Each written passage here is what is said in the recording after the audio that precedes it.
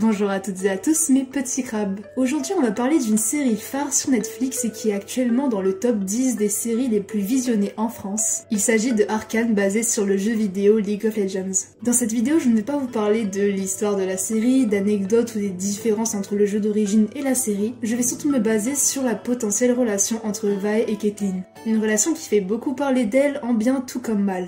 Et puisqu'aucune vidéo sur YouTube en français en parle, je me porte garante pour la faire. Et puis on mélange deux univers que j'adore, qui est le Yuri et LOL, donc ça m'arrange grandement. Cette vidéo sera donc basée sur une question que beaucoup de gens se posent, est-ce qu'il y aura dans la saison 2 une potentielle relation amoureuse explicite entre Vi et Caitlyn? Et on va tenter d'y répondre en parcourant deux points essentiels. Dans un premier temps, nous allons revoir et analyser les scènes dites de romance entre nos deux protagonistes. Et puis le point essentiel de cette vidéo, est-ce que Riot Games est prêt à mettre ouvertement des relations LGBT entre des champions de cette série qui est devenue si populaire? Alors comme dit précédemment, nous allons revoir les différentes scènes de romance implicites essentielles de la série. Alors déjà la série a 9 épisodes découpés en 3 actes, eux-mêmes découpés en 3 épisodes par acte, donc on avait un acte par semaine.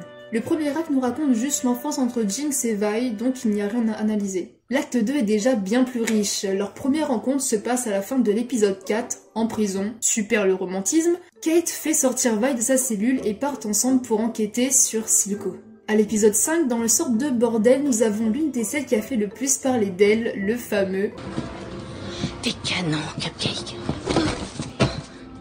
Alors, c'est quoi ton trip, les meufs ou les mecs? À ce stade, vous pouvez juste me dire que c'est un compliment qu'on peut se faire entre filles et qu'il n'y a pas d'ambiguïté. Certes, mais moi je ne veux pas m'amuser à plaquer contre le mur mes potes de manière si intense, mais soit.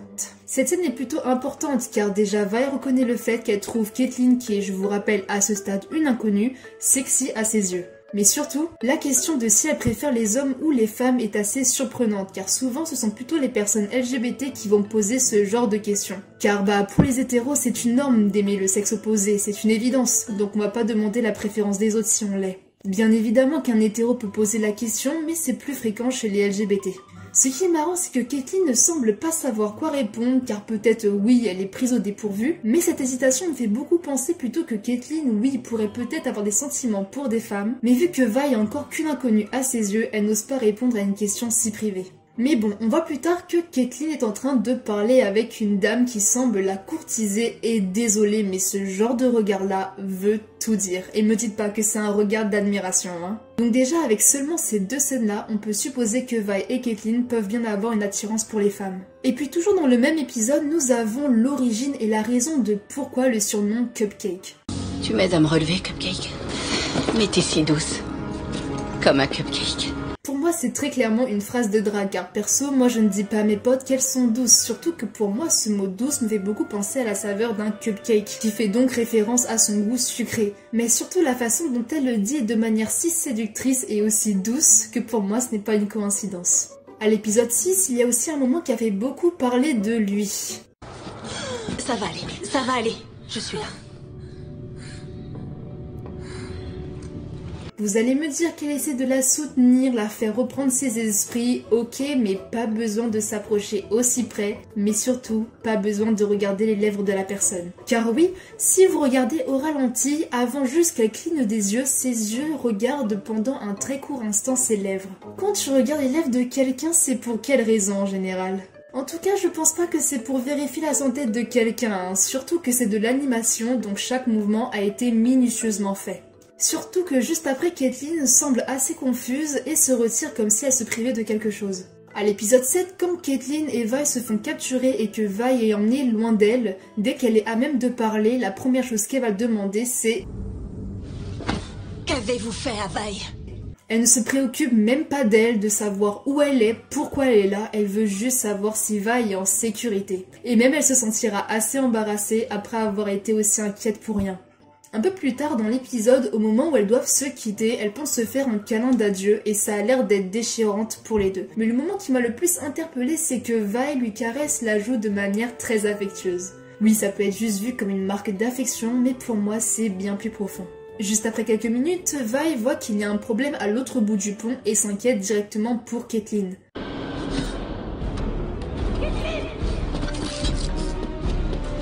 Et même pas pour Echo qui est son amie d'enfance et avec qui elle a partagé bien plus de moments.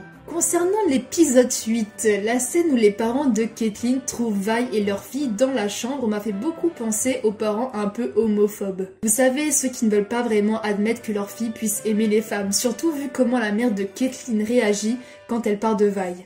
Et tu ramènes un chien errant. Je vous présente Vi. Elle vient de la basse ville. Je vois ça.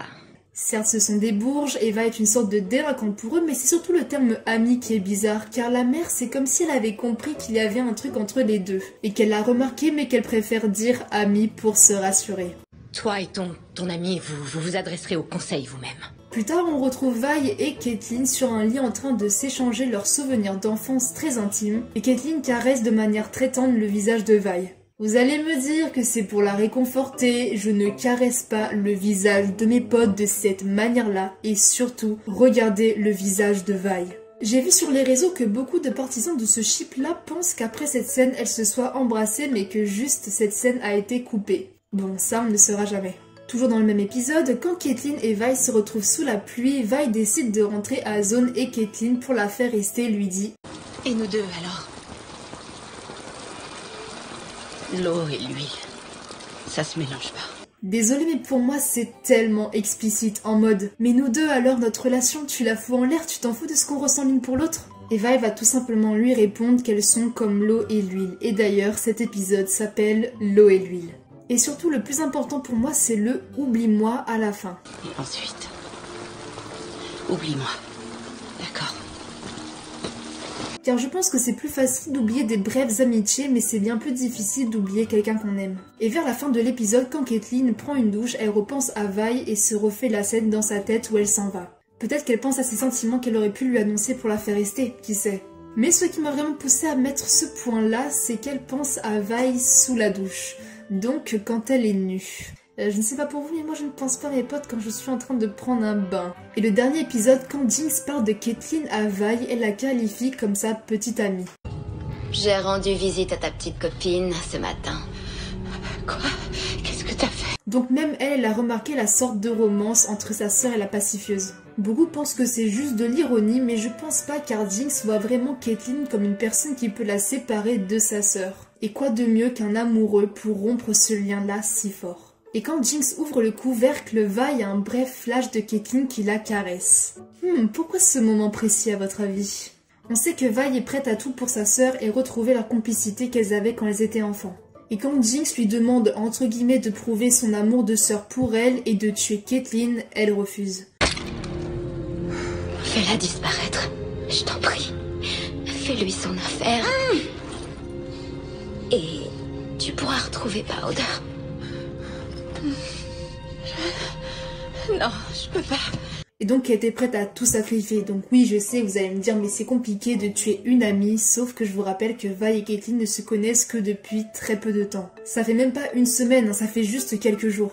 Donc ne pas vouloir sacrifier un ami d'enfance, ça c'est normal, mais ne pas vouloir sacrifier une fille random, c'est un petit peu déjà plus bizarre. Ou à moins que des sentiments plus forts se cachent sous cette relation. Et à la fin de l'épisode, toutes les deux sont là, ensemble, se soutenant, en face du massacre de Jinx. Et bien voilà, on a fait tout le tour des moments de romance entre nos deux protagonistes. Mais maintenant posons-nous la question, est-ce qu'elles finiront vraiment ensemble? Est-ce que c'est possible? Alors personnellement, j'aimerais vraiment que ce chip se réalise, mais je pense qu'on peut toujours rêver, car pour moi la relation Vi et Caitlin est plus du fanservice qu'autre chose. Alors je m'explique, déjà le jeu et l'univers de League of Legends est très masculine. Selon les estimations de Riot, il n'y aurait que 10% de femmes jouant à League of Legends sur un total de 70 millions de noms d'invocateurs enregistrés. Alors je ne sais pas du tout comment ils se sont pris pour sortir ces chiffres-là, mais ça me semble plutôt correct. Car je connais que très peu de filles dans mon entourage qui jouent à LoL, et en même temps quand on voit comment certains champions de sexe féminin sont représentés, ça ne m'étonne pas.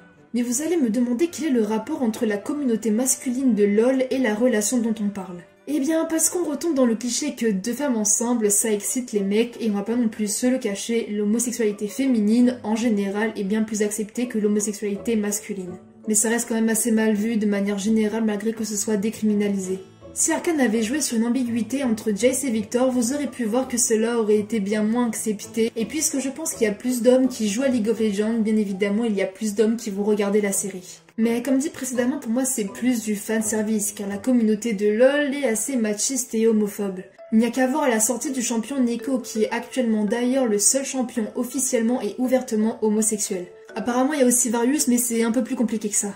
Et je peux vous avouer qu'elle n'a pas fait l'unanimité, beaucoup l'ont dénigrée exactement sur ce point-là à sa sortie, et elle est très peu jouée. Et c'est l'un des champions avec le moins de skins disponibles. Bah oui, pourquoi faire un skin si personne ne la joue? Il faut rentabiliser. Alors aussi, beaucoup de gens de la communauté pensent que Taric et Vi d'ailleurs, sont aussi de la communauté LGBT, mais rien n'est officiel. Déjà qu'ils ont beaucoup critiqué pour Neeko qui est juste attiré par les filles, alors si on met en scène une romance ouvertement LGBT, je ne sais même pas ce que ça va donner. Donc pour moi, ils mettent en avant cette relation pour que la communauté masculine et LGBT soit content sans pour autant l'officialiser pour ne pas se salir les pattes. Car il y aurait beaucoup trop de critiques avec le fait que dans les séries maintenant, pour que tout le monde soit représenté, il faut absolument des personnes noires, des asiatiques et des LGBT. Et aussi, il y a beaucoup de personnes qui attendent le ship Jace et Caitlyn car ils sont amis d'enfance, leurs familles respectives se connaissent. Mais le truc c'est que, oui, certes, Jace est avec Mel, mais je pense qu'avec la requête de Jinx, elle va mourir et donc ils espèrent que Caitlyn finira avec lui. Après, je me suis un petit peu rassurée en me disant que peut-être que Riot verrait s'ils officialisent tout ça en fonction de si la relation dans la saison 1 se passe bien. Ce qui semble être le cas, mais quand on sait qu'ils ont déjà pris plus de 6 ans pour faire seulement une saison, il est sûr qu'ils avaient déjà commencé la saison 2 depuis fort longtemps. Et donc je pense qu'ils sont déjà assez avancés dans la saison 2 et ils n'ont pas pu voir comment la communauté de League va réagir pour savoir s'ils ont le feu vert pour faire de ce chip une réalité. Mais puisque c'est une série phare pour le jeu qui a apporté beaucoup de recettes, ils ne mettront pas en péril tout ça en mettant 2 femmes ensemble. Ce qui pourrait ruiner la réputation de la série, même si cela n'est pas un point central de l'histoire. Et vu la fin de la saison 1, il va tellement avoir de rebondissements, de retournements de situation que je pense qu'il n'y aura pas de place pour de la romance. Surtout que l'amour dans Arcane n'a jamais rien apporté de bon. Vander sacrifié par amour d'un père envers ses enfants adoptifs. Skye est morte par amour pour Victor en voulant le sauver. Et quand Mel va mourir, ça va mettre Jace dans une colère monstrueuse et voudra anéantir la nation de Zone. Et donc, qu'apporterait une relation entre Vi et Caitlyn? Rien, à part peut-être un peu de douceur. Peut-être qu'il y aura toujours des petits rapprochements par-ci par-là entre les deux, mais rien de très concret à mon avis. Après, je peux me tromper, mais juste déjà le fait que Neeko ne soit pas très bien passé, je vois très mal une relation entre femmes voir le jour. Allons nous consoler avec les fanarts, les dessins et les mini-cartoons des fans. Mais nous pouvons toujours espérer, ce ne sont que des théories et mon avis, donc je peux très bien me tromper et dites-moi en commentaire ce que vous en pensez. Et voilà, la vidéo touche à sa fin, j'espère qu'elle vous aura plu, dites-moi vos pronostics et vos hypothèses dans les commentaires, on pourra même en débattre. Et en attendant, je vous dis à la prochaine pour une nouvelle future critique de Yuri.